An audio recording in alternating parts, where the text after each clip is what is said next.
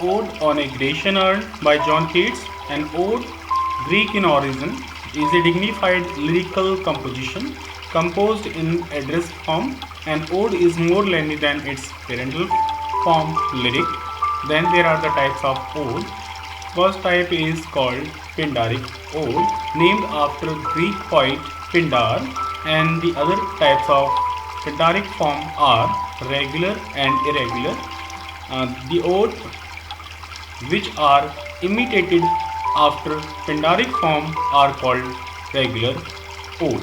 Next, Pindaric ode is divided into three parts: strophe when chorus moves left, antistrophe when chorus moves right, and in epode when chorus stands still.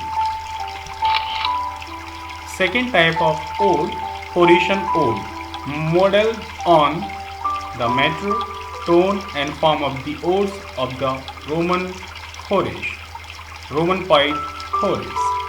Homostrophic is the other name of Horatian ode, which is written in a single repeated stanza.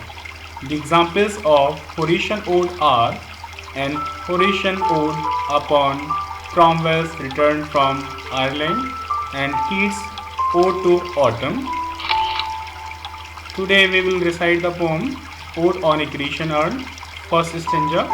Thou still unravished bride of quietness, thou fostered child of silence and slow time, sylvan historian, who canst thus express a flowery tale more sweetly than our rhyme, what leaf fringed legend haunts about thy shape of deities or mortals or of both.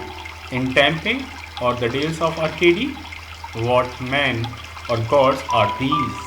What maidens loathe? What mad pursuit? What struggle to escape? What pipes and timbrels? What wild ecstasy? Second stanza. Heard melodies are sweet, but those unheard are sweeter.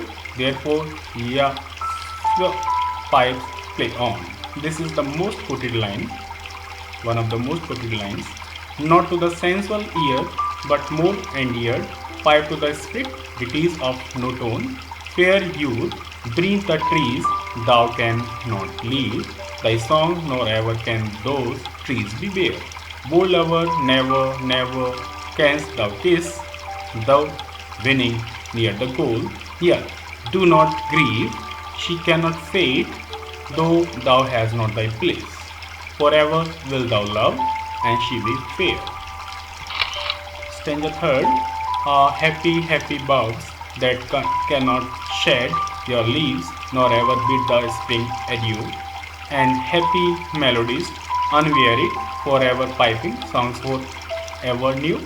More happy love, more happy, happy love, forever warm and still to be enjoyed, forever panting and forever young, all breeding human passion far above, that leaves a heart high sorrowful and cloyed, a burning forehead and a parching tongue.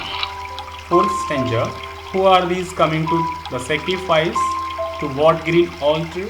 O mysterious please, please thou that he following at the skies, and all her silken flanks with garlands dressed.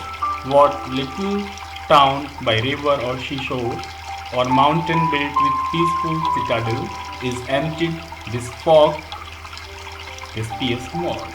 And little town, thy streets forevermore will silent be, and not a soul to tell why thy art dazzling can ever return. Last stanza. Poetic shape, fair attitude, with breed of marvel men and maidens overwrought, with forest branches and trodden weed, thou silent form does tease us out of thought, as does eternity cold pastoral. When old age shall this generation waste, thou shalt remain in midst of the other woe. Then ours a Frenchman, to whom thou sayest beauty is truth, beauty. That's all. You know on earth, all you need to know. Like, share and subscribe my channel Kapil's Free English Classes.